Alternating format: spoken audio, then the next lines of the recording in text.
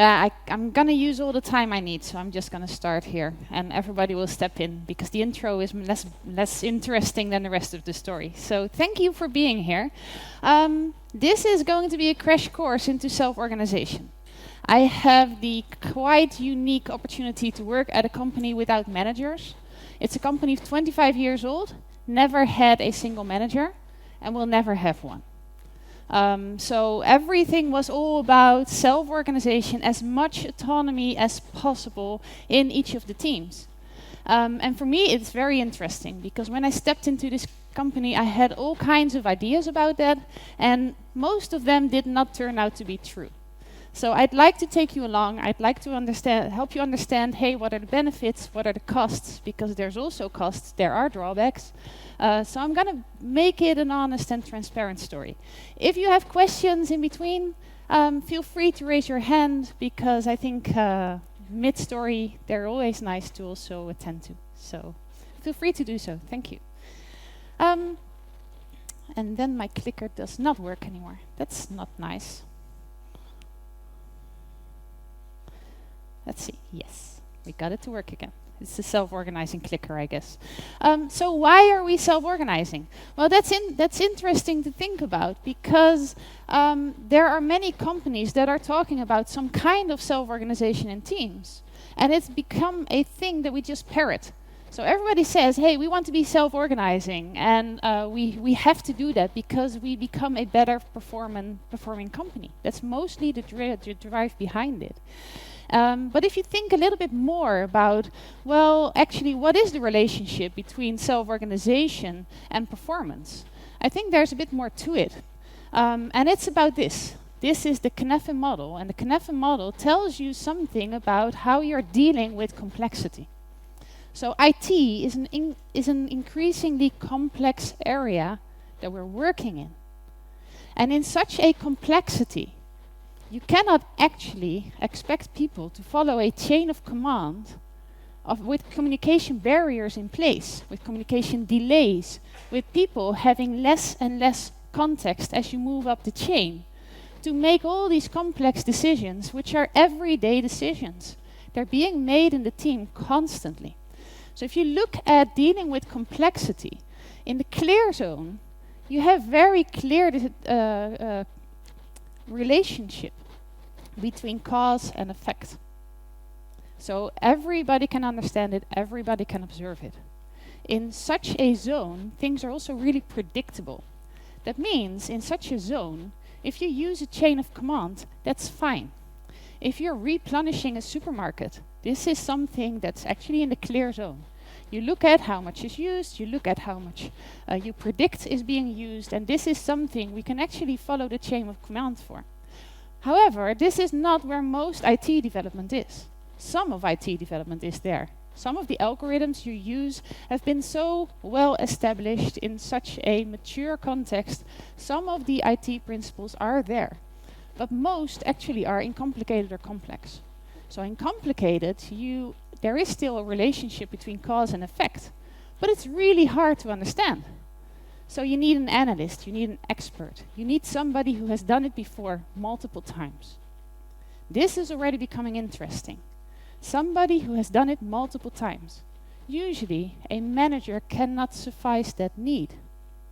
You're too much at a distance and you're overseeing too much areas to actually be an expert in all these areas. The true expertise is in the team. You need this expertise to be handling the complicated zone. And then it becomes worse. There is also IT in the complex zone. And in the complex zone, there is a relationship between cause and effect. But you can only understand it in hindsight. You can only look back and think, that's how it actually works. And the funny thing is, in that case, you don't even have the time to follow the chain of command. Because in hindsight, as you're looking back, you learned something. You need to incorporate what you learned into the next step that you're planning. And that's happening in the team. Does that make sense? So IT is really different than many other industries because it's so quickly changing, it's so quickly adapting, that you actually need a lot of autonomy in your team to make these everyday decisions. You need to be able to incorporate it in every step you're taking in the next hour, in the next minute. And the only way to scale that is if you can have as much autonomy as possible within your team, because any other approach will not scale. So this is really what we started with. So dealing with complexity, in summary, will ask you, have the context and communication in the team. So make sure that you understand what is really needed and that you are able to communicate about it without barriers. Make sure that the team is empowered so that you can support iterative delivery. Make sure that you can foster creativity by uncovering value every day. And make sure that you can manage quality in your team. This is one of the things that is most lacking without self-organization, because somehow in the barrier between management and team, it's very hard to clearly communicate the effect of quality on your product. And often choices are made against quality, which is hurting a lot of professionals in our industry. And that's why this principle is one of the core principles of the Agile Manifesto. It says the best architectures, requirements, and designs emerge from self-organizing teams. So this is one of the 12 principles. Who's ever worked in a truly self-organizing team? Cool. So there are some hands. Who has worked in an agile project? Much more. So you can debate, right? If it's not adhered to, was it truly an agile project? Or was it you follow some of the agile rituals and you have a Jira board, which is very different than truly agile. Truly empowering a team is a life-changing event to experience. Because we live in a world full of hierarchy. So this is a picture of the director of the company I previously worked for. So at that company, I tried myself to change into a self-organizing team. I wanted to make myself obsolete because I was a senior manager there. And I really felt like, hey, the way I'm doing my job is not correct. We should change this. So I wanted to actually make sure that I get myself fired because they don't need me anymore. And at a certain stage, all the teams were growing in autonomy. And this director, he felt he lost control. So what he did, he got out of his office, literally. He went to sit in between of all the teams because he said, I want to understand what's going on and I don't know anymore. So instead of sitting behind his desk, he sat in the middle of the team doing his work there, which was for me the picture of how much do people want to hang on to hierarchy. Because the alternative is, hey, what do I need to trust teams? What is my next step to support them? What is my new role in this company? Let's have conversations with people. And instead of doing that, he wanted to be at the one point where he could hold on to his last bit of control. Typical. This is, for me, a typical picture of what you see happening in any company. Management will hang on to hierarchy as long as people can, because it's very scary to make yourself obsolete. Because then what is your next job? Can you bring expertise in a world where you don't need management? So this is my personal story. I came from senior management. Yes, you can still bring expertise in a self-organizing team. So I hope for all the people who raise their hands, being part of engineering management, it will be an inspiration to see, hey, what would be my way to support teams? So that was the question, like, what if I work at a company? Because it's so hard to change when all of management is hanging in to their last stretch of hierarchy. And I thought, I want to find a different way. So I went to a company that was self-organizing from the start, because I also had a learning journey to do. I also did not know how a world without hierarchy really looked like. And I also truthfully was hanging on to that last little bit of hierarchy. It was also scary for me.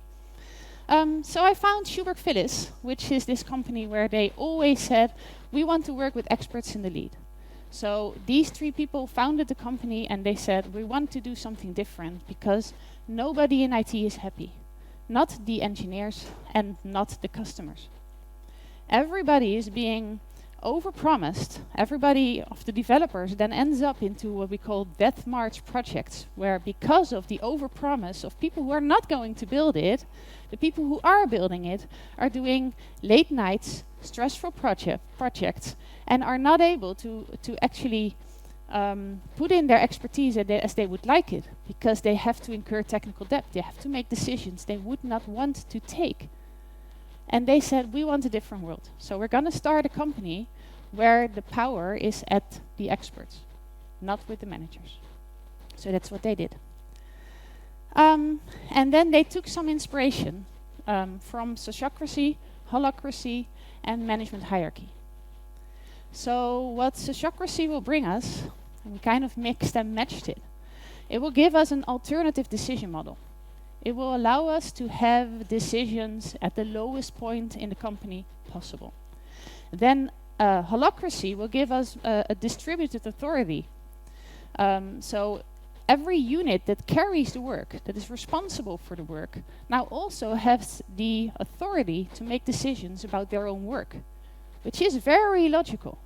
If you do the work, you're also allowed to choose how you do it, when you do it, and with who you do it. It's just that in our traditional world, this is not something that's given, which is actually quite strange if you think about it, right? And then hierarchy, well, truthfully, that also gives us some speed and a means of escalation. So there's many, well, not many. There are few implementations of sociocracy and holacracy, and usually they are cumbersome because they lack some of the speed and they lack some of the clarity that traditional management can also give us. So we did add some of the elements of traditional management hierarchy that we that will safeguard us against slowness, because that can actually happen if you're in a democratic world. So first, something about me. I'm Kim. I'm a mother of two. I like traveling. This is my third visit in Porto, which I love. It's really one of my favorite countries in the world, Portugal, because indeed the people are super nice and super welcoming. So I love being here. Currently CTO for Schubert Phyllis, which is the company I'm telling about. And I really like leadership, innovation, speaking. So that's me in a nutshell. So getting back to the story. So remember, we said, hey, we're going to make a very simple structure with some mix and match of concepts, and that will allow us to build this awesome company. And unfortunately, it really ended up being much more complex than we thought. So this was our structure 2 years ago, which doesn't look very simple or very lightweight or very a lot of autonomy in each of the teams. And it was worse, because on top of that, we also had SEC leads, and we had data protection leads, coaches, account teams, banking circles, insurance circles, smart industries. So, and a lot of the concepts that we had introduced were actually misunderstood. So people were saying things like, hey, I just started at this company, and I want to bring my own tooling that I like to work with, and I have the autonomy to do so, because you told me I'm self-organizing, so I can choose whatever I want. And so this quote was something that was really being used a lot.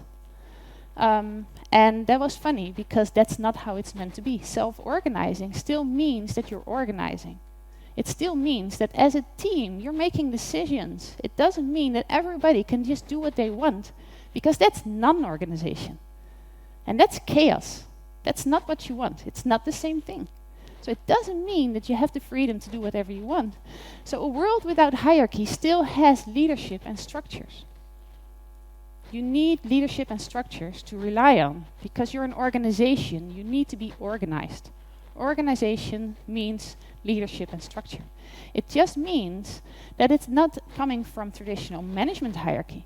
It comes from leadership, which is contextual, which is the person who knows best, which can be different for any question, anything that you're trying to decide, will have a different leader who is at that stage the expert, which is very different than management. So I tried to summarize it. These are all the elements of leadership and structure that we put in place. So culture, alignment, transparency, decision-making, meeting structure, mandate, team formation, collaboration, inclusiveness, people growth, and support. These were all the structures that we found we needed to put in place through self-organization. So none of these topics were decided by managers. They were all decided by the teams themselves. But they were decided. And you can change any of them. Everybody at our company can make a proposal like, hey, I want to change this. And that's fine. Make your case. Organize that you have a decent conversation about it. Make sure that you can gather objections. And if everybody agrees, we're going to change it, which is quite normal. So I'm going to take some time to deep dive into all of them. This is normally a talk of 1.5 hours, so I'm going to try and squeeze it in, and I'm probably going to fail horribly. But let me just try. So culture was the first thing, because culture is really strong. They always say culture eats strategy for breakfast, and that's true. So culture, just like architecture, it will develop itself. It's not a solid state. It's something that keeps changing as your company evolves, right? And normally, what is a responsibility for management is that management tries to guide this cultural change into a direction that's beneficial for your company. If you have no managers, somebody else needs to attain to that. So it actually needs some structures to guide culture in the right direction. So that's what we did. We created a cultural architecture, making it explicit. What is our culture? Why is it our culture? And how does it help us? What are the core values behind that? So this is a set of documents that was created by the teams. So there was a group of 40 people. You can see the workshop with all the elements, all the post-its, where everybody was gathering like, hey, how do we want to be organized and why do we want to be organized like this? So these are pictures of the workshops where we said, okay, what are our core principles? Making sure that we become the company we want to be. Because all these cultural elements can also work against you, and we've seen that happening. We've seen people say, hey, this is not how we do things at our company. And that's a pretty tough argument, because it's an authoritative argument. You cannot even fight it. You cannot even argue it. Imagine you're new at a company, and then people say, yeah, this is just not how we roll. This is not how we do things. What argument can you bring against that? You're new. You cannot say, no, it is. Right? So you're done speaking. So we don't ever want to ask people to use that argument. And that's why we made a very explicit description of how we choose our culture to be, so that people can actually have honest conversations about that. So it's empowering also a change in culture. Behind that was a whole culture tree. So we said we have 2 bases. It's not readable, I know that, it's too big. We have happy customers, happy teams. So for instance, if I zoom in, happy teams is, hey, you're part of a real team. So it's about people. It's a group of people working together, which we tend to forget. We often call people resources, and it's alienating our idea that we're dealing with people with feelings here. So that means if you're thinking about truly dealing with people, we need to be, for instance, a fully human organization. What does a fully human organization mean? That you can bring yourself as a person to a company. So these kind of core values are in our culture tree. And the culture tree then was described for each of the elements in the tree. Like, hey, we have freedom and responsibility. What does that mean? Well, freedom and responsibility means, yes, you get a lot of freedom. You can make a lot of decisions. You can make any proposal you want. But that also comes with a responsibility. If you want to change something, you cannot just kick against it and say, hey, it should be different. No, if you want it to be different, you have to make a proposal. You have to talk to people, you have to connect to people, you have to ensure that your proposal gets to be heard by the right audience and gets the attention it needs to be changed. So that's your responsibility. Freedom and responsibility. One can never live without the other. It's like Harry Potter and Voldemort, right? So that's a very important element of our culture. Then next, alignment. So we found that alignment within the team, in a self-organizing team, is very easy. It's the people who always talk together. I think none of your teams has an alignment problem within the team. Is that true? Maybe there is a short-lived alignment problem. It can be that something changes and your team is in a storming phase, right? But it will always resolve itself, because there's no equilibrium possible with such a conflict within your team. So the problem of alignment is always cross-team. It's never within your team on the long run. And then cross-team is actually a big problem. I can even say it's a bigger problem in a self-organizing organization. Because then you're focused so much on the autonomy of your team, and you need so little alignment between teams. There's hardly any incentive to do so. So when I talk about the good, the bad, and the ugly, this one really was harder to solve. How do you get people to align cross-team if every empowerment mandate lies within your team? There's no interest at all to join up between teams, which was not a big problem when we were small. So usually self-organization works very well if you're a company of around 40 people at max, maybe 50, because then the personal relationships between people will help you guard this effect. And usually self-organization breaks when you scale above 50, because then not all the people know each other, and that's why they stop having these cross-team alignments. So how we did it? Well, we said, okay, there's going to be one leadership team. This is our one exemption of the chosen leadership, contextual leadership. There's one group of people who has the responsibility to align cross-team, to build structures that are aligning cross-team. But because we don't want this to be in conflict with our self-organization, it is possible for everybody to say, I want to step into this leadership team.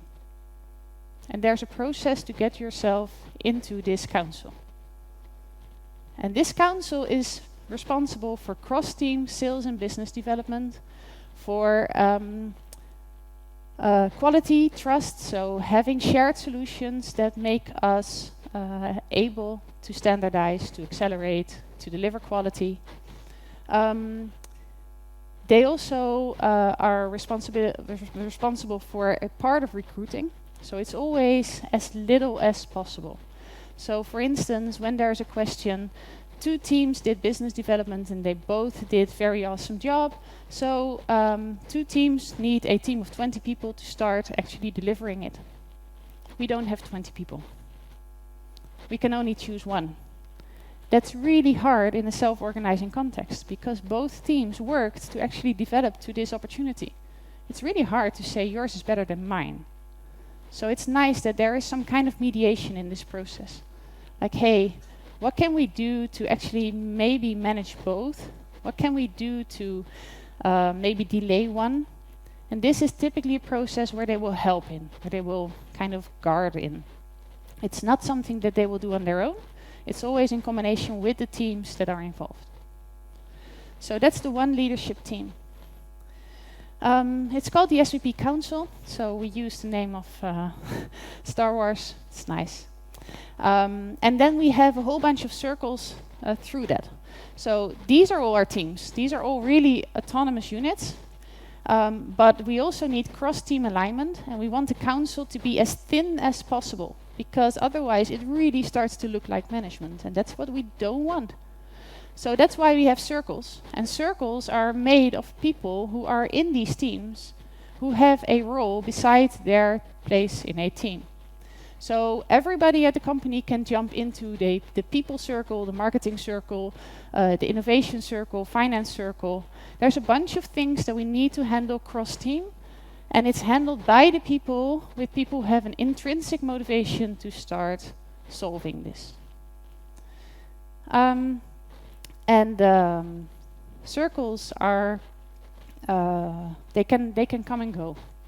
So depending on the context, we can actually change the circles because we need a new one or because we don't need one anymore. I'm gonna skip this one. So important thing about this leadership team and about the circles and about the units of organization, the teams, is that you have the ability to provide clarity. So if you look at strategy, for instance, there's 500 things that we can do, right? And out of these 500 things, if you have too many things going on in parallel, none of them will succeed. It's like the law of raspberry jam. If you spread it too broadly, it becomes just too thin. It doesn't taste like anything anymore. So the one important thing that this leadership team does provide is clarity of priority. So it will say, we do this first because that one is the most important. And that's actually, if you think about it, I understand that most of you will leave the room and not work in a self-organizing team. And most of you who are in management will not become the one that replaces themselves with self-organization, because usually there's a lot of restrictions. But what I do hope that everybody gets from this is that the one most important thing that management should provide, which makes management leadership, is clarity of priority. Being able to align what is our direction and to communicate just that. And not the how, just where are we going and why are we going there. Attending to people's concerns, attending to people's questions, like, hey, I see a other direction. We could also move there. Yes, we could. But we saw this and this and this. And providing this context is your most important thing as a leader. If you're able to do that, I think you can have a lot of value for all the people you're working with, and you can be really this inspirational leader. Because people can do the right thing out of themselves. A lot of people that I heard, a lot of people in management that I spoke to said, well, I tried to make people make more decisions. I tried to put autonomy lower in the organization, but they just don't get it. That's one of the things I mostly heard. They are not smart enough, or they are making stupid decisions, or they are, how can they make this decision if they should have known that this and this and this was also going on? Well, how should they know? Nobody told them. So I think everybody who expresses this should actually think, what can I do to make sure that all my people have the context to make the right decisions? Because usually it's a lack of context, not a lack of intelligence or a lack of knowledge. It's really, if you don't allow people to see the full picture, how can you expect them to make the right decision? So the thing is, if you want to go fast, go alone. But if you want to go far, go together. And there's a lot of investment in going together. It really needs time to spend. So this really attends to transparency. So you cannot expect people to do the right thing if you don't tell them what you expect. So if you think like, hey, there's a development team, I'm going to close the door and I'm going to hope that they make our platform multi-tenant. Well, they probably are not going to think of them themselves. You have to give people context, and maybe multi-tenancy is then not the right answer, but you do have to share, like, hey, our current stream of revenue is coming to an end. We need to innovate our business model. It's coming to an end because of ABC. We see opportunities and they are there. We see a bunch of opportunities and we could move in different directions. If you start sharing the story of what is the problem you're solving, you will get solutions. If you try people to get magically solutions, if you do not share the problem, it's not going to happen. People can be busy with the work in their existing products without thinking about the innovation, because that's already a day job. So you have to share where you're going. For us, how we implemented is very simple. We have our lunch table, an excellent lunch. And the current practice at the company is you sit at the first next seat. Nobody has lunch with their teams. So you just go to the lunch table. It's one big table. We're 450 people. It's a very long table.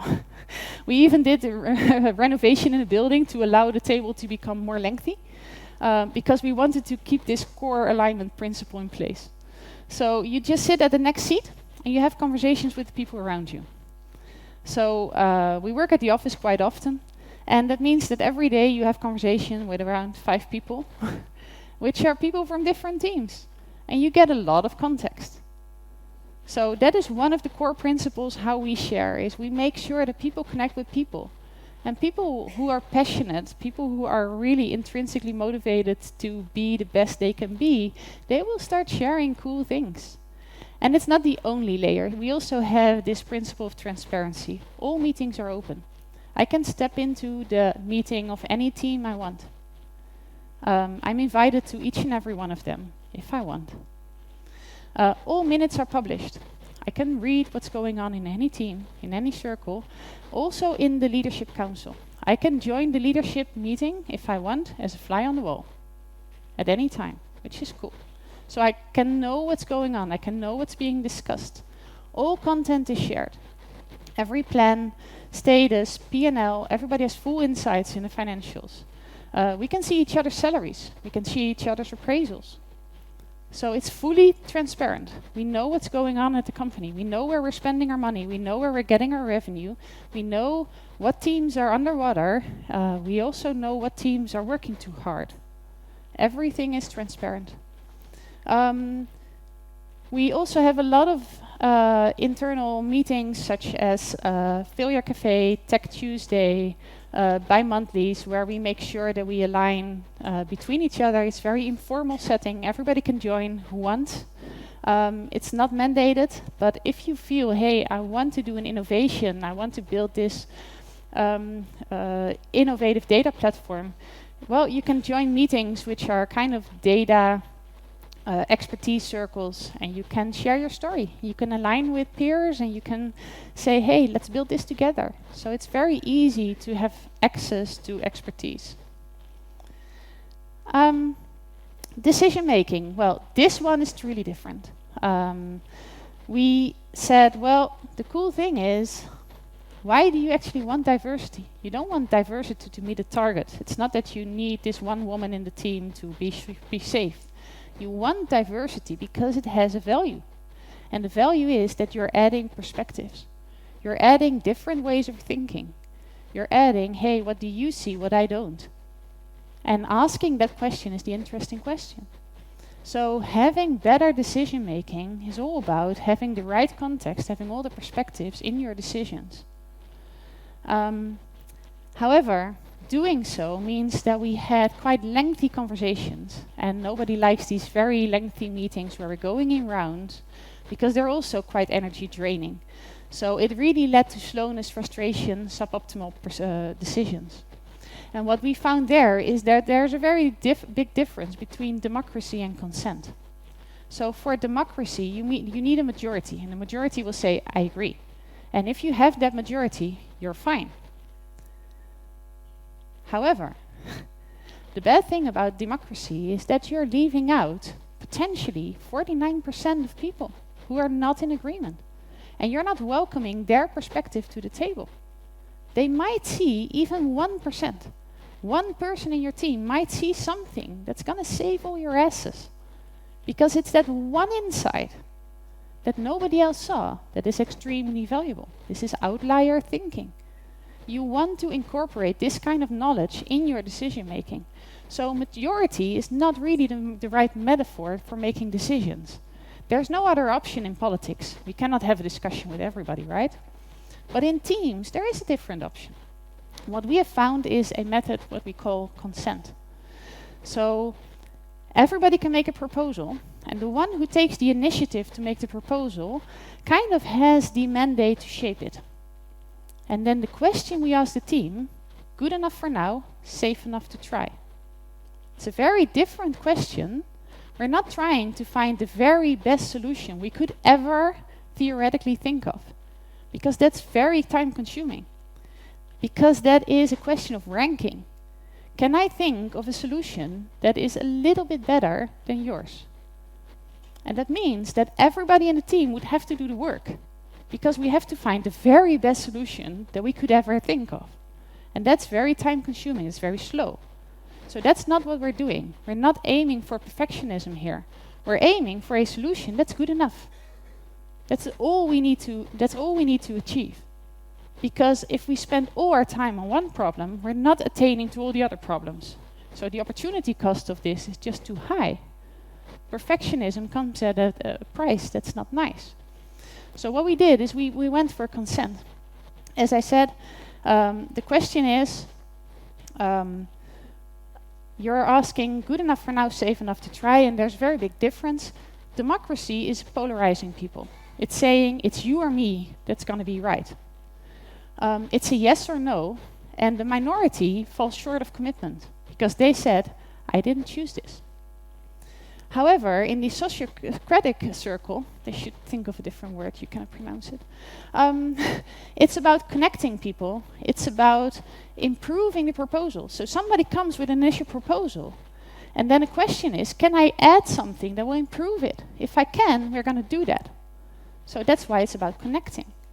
And everybody gives their commitment. If you cannot have a critical objection, we're going to move forward. So this is our consent process. So the first thing is, hey, what problem should this resolve? The second question is, do we all understand it? If not, we first need to make sure that we clarify it. The third question is, what are your initial feelings and thoughts? Sometimes you just need to attend to the emotion. Then, are there objections? So is there a reason why this is not good enough for now, safe enough to try?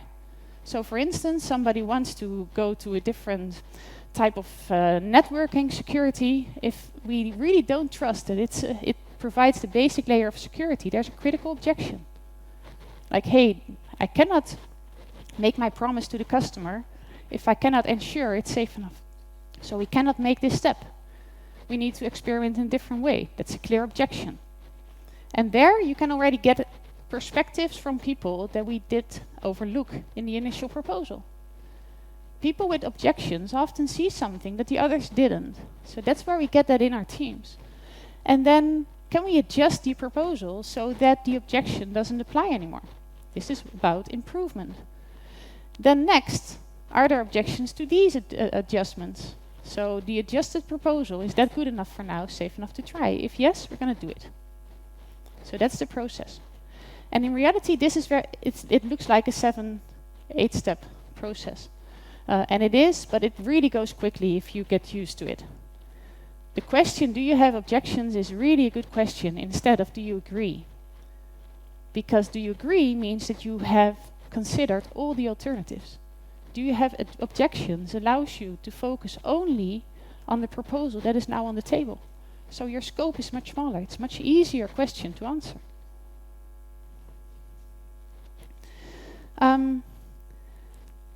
It is advised consent, so it is subject to consent of the people who it involves. So that can be the team, but some of the decisions we make have a much broader scope. For instance, we want to change our benefits package that will affect all of us. So that means that everybody has a seat at the table. We wanted to open a different location. Everybody could vote on that. Everybody could explain objections. Everybody could say, I don't want to do this. I want a different location. I want it to be handled differently. So that's where we see it really got changed around. The whole process changed the initial plan and proposal to incorporate all of the objections that people had. So we can see it really works. We also got an exempt for the Workers' Council. So every company above 100 people must have a Workers' Council. That really breaks our consent principle. Because that would mean that a chosen group of 10 people would have the mandate to make decisions. We didn't want that. So we said, we want as a whole company, everybody involved to make decisions. So we applied for an exempt. We're one of 6 companies in the Netherlands that doesn't have a Workers' Council because we involve everybody in big decisions. So that about decision making. Meeting structure. I thought, no bureaucracy, I'm free. Really, when I thought I'm stepping into a self-organizing team, I don't need to be in any meetings anymore. That is great. And it's not true, of course, because people still need to share information. And this was the one thing we were really bothering with. It's what we call consent by gunshot. If you have a meeting and you put a proposal on the table, especially if it's somebody who is informally a strong leader, strong dominant person, because some people do have stronger voice than others, right? So if such a person would put a proposal on the table in the meeting without preparation, with about a bunch of introvert people, what do people do? They shut their mouth. And then you have consent, which we called consent by gunshot. Like somebody's holding a gun against your brain and says, do you agree that we're going left? Yes. Right? That's not true consent. So meeting structure at Schuberg is really to support that everybody has the context and the preparation to make sure that we have the right conversations with the right people. So what we do as a preparation for meeting, especially if it's big decisions, we really take time to collect feedback. We take time to have conversations. So this is an example of where we wanted to open, or where we wanted to start the council. We didn't have the council quite some time. And then everybody could deliver feedback. Do we think this is a good idea? And do we need to adjust our plan? Which is very different than just putting it forward and saying, if you don't agree, find me.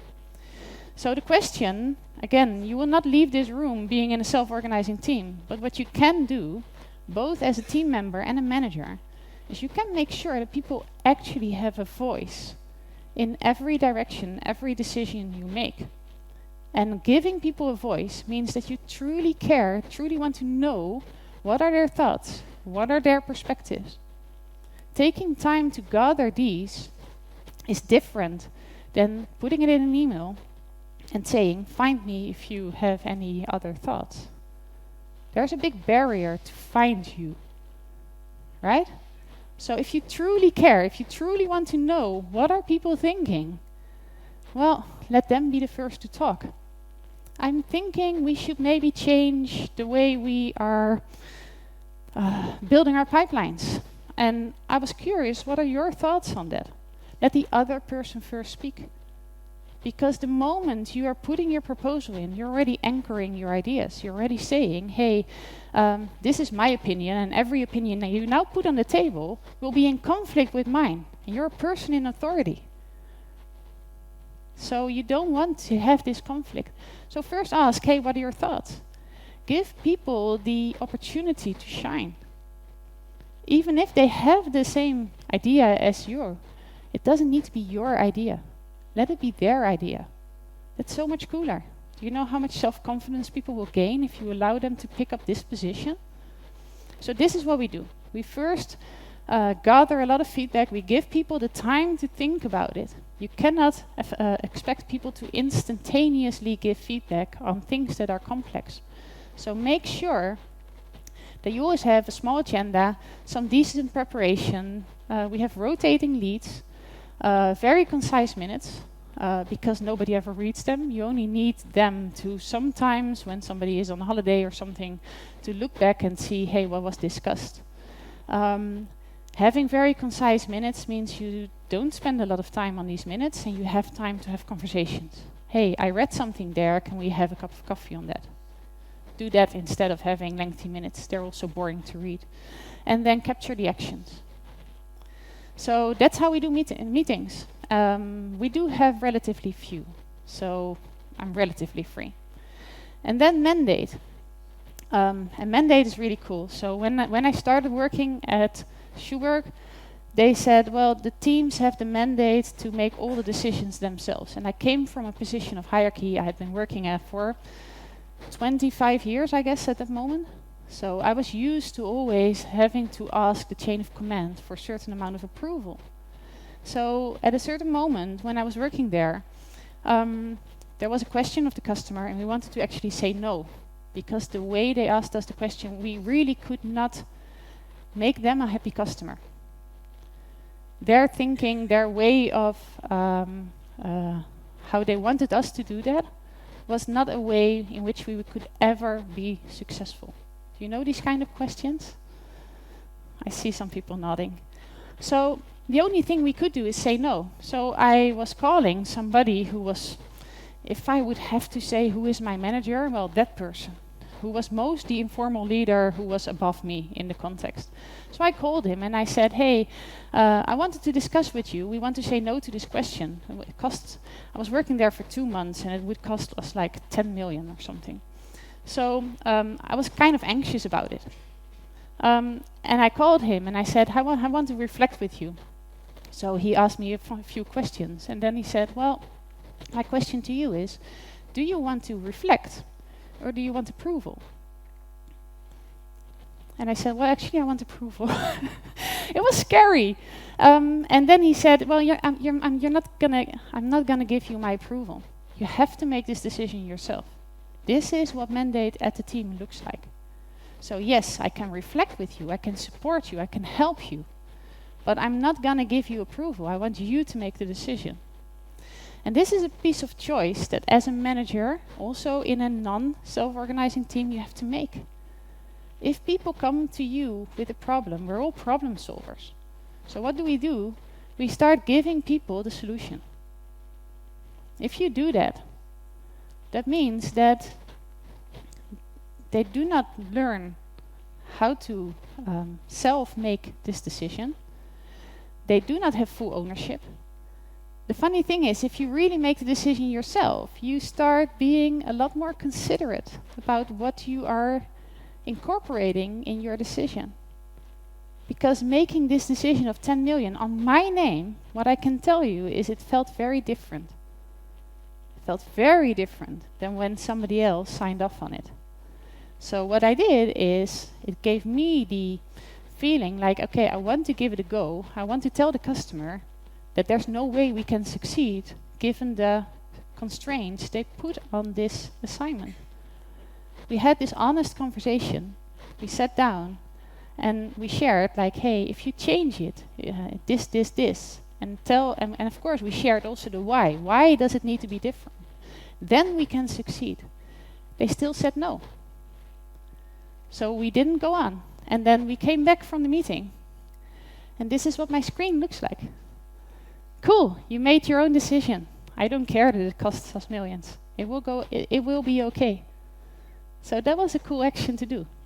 It's all about support. 2 years later, we did get the assignment the way we wanted it. So I really, truly believe that in the long run, if you stay true to your values and true to the reasoning why, it will be better in the long run. But you do need to have a longer horizon.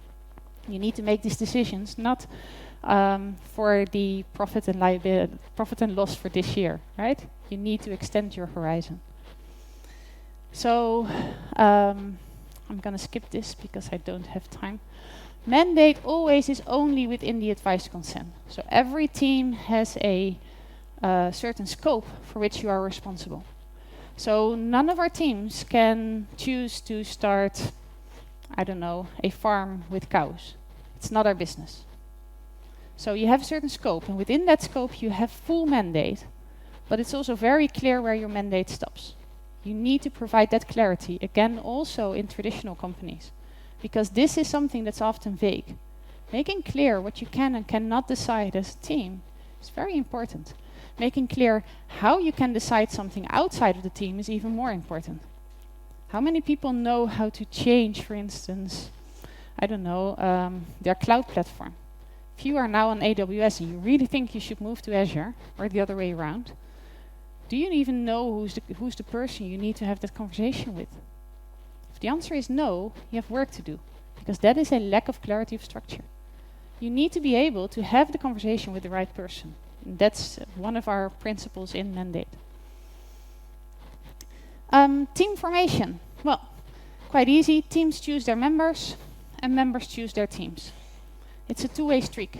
So everybody who wants to change teams will have a conversation with their own team first and say, hey, it's time for me to move on. What do we need to do to make that happen? And you're part of making that happen. And then you find a new team and you say, hey, your team looks really cool. Can we have a conversation? Because I really want to work with you. And then you see if it fits both ways. Because every team has kind of a subculture. Allowing people to choose their own team and teams to choose their own members gives a very strong connection. much stronger than when you're just faced with, hey, here's your new colleague, good luck. It's a very different approach. We also have meetings which we call share the load, because this whole process of aligning who's in what team doesn't always naturally go well. Because some of the teams have at that moment a cooler scope than others. For instance, right now, this whole conference is buzzing with AI. So all the AI teams are pretty popular. Everybody wants to step in there because everybody wants to remain relevant. But we also need to attain to the commitments we made to our customers who are on less sexy technology. So what we do is we just gather the whole company. We make sure that we say, hey, we have some gaps in our formation. People can have informal conversations about it. So everybody can add some solutions like, hey, I think your technology is really boring, but I would like to be part of automating it away because I see an opportunity. Cool. If you have people understanding the problem and allowing the creativity to solve it also in a way that they deem possible, what we see is that we always get the puzzle sorted. Also by allowing the transparency, this is the gap we have to close. So also this is, if you trust the teams will actually solve it themselves. Collaboration. The cool thing about collaboration, it's about understanding each other very much. Collaboration usually is not about process, it's not about knowledge, it's not about sitting together, it's about having a personal connection as people. If you lack this personal connection, that's when your collaboration fails. Because in all other cases, you can find the phone, you can have this conversation together.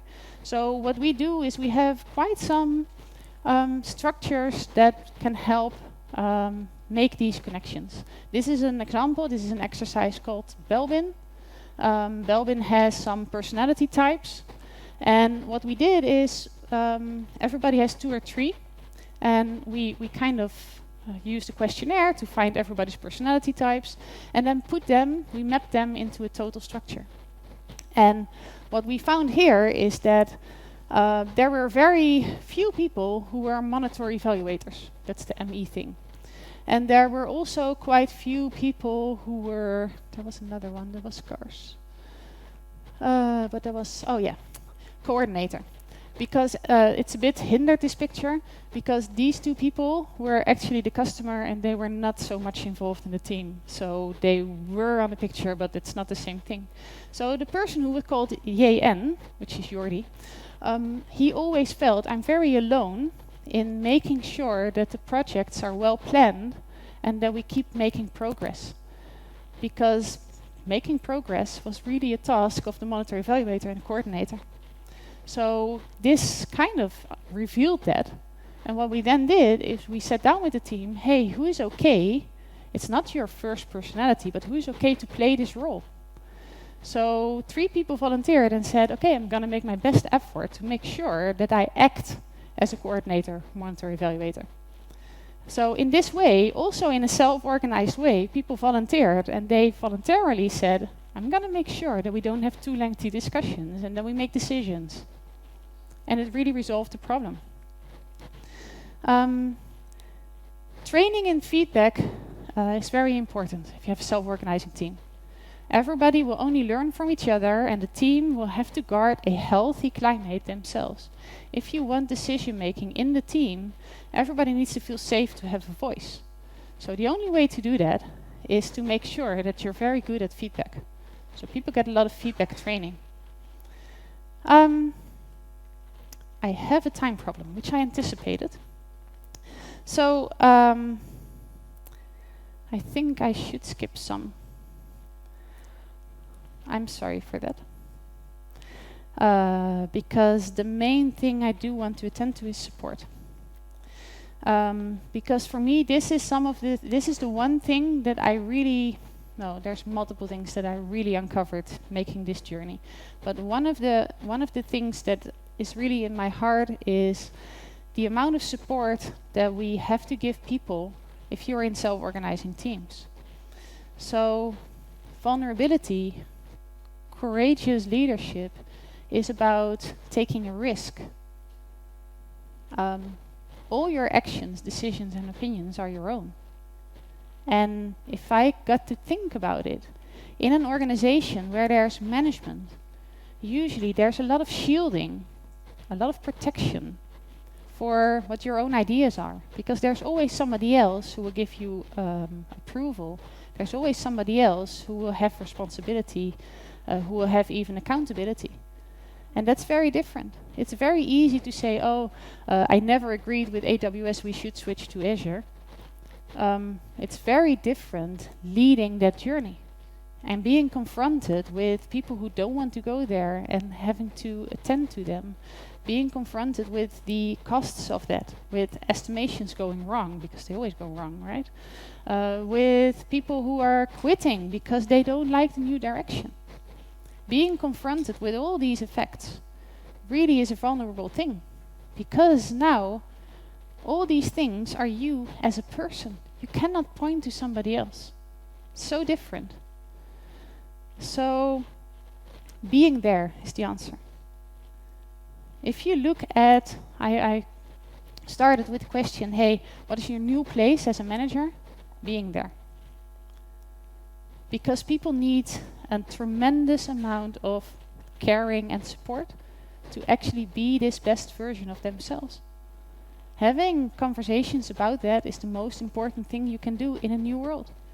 So this is an example of a big migration that started early in the morning, and those are two of our CTOs, because we obviously don't have one, we're self-organizing. And they were making breakfast for all the people who were doing this migration. And that's super cool. So just being there, providing support. This is the sales colleague who was making limoncello dessert during the migration. We have to explain, like, don't drink and migrate. But other than that, it was a cool initiative. I see some objections here. Do drink and migrate. And we have these picture walls. And with that, I'm going to end. Which show all our family members. So for every decision we make, whenever you step out of a meeting room, you're confronted with your loved ones. And we have to be able to explain all the decisions we make. That they were the right thing to do, that we can explain it to our families, from a sustainability, from a workload, from a purpose-driven nature. So we will not step into bad things because we're confronted with our own family calling us to explain. So this is, in summary, our story. I hope it has some valuable insights on how to change your own organization. I hope it has inspiration also to make baby steps. You don't need to be fully self-organized to be the better version of yourself and adopt some of these principles. With that, and being late, I come to an end. Thank you.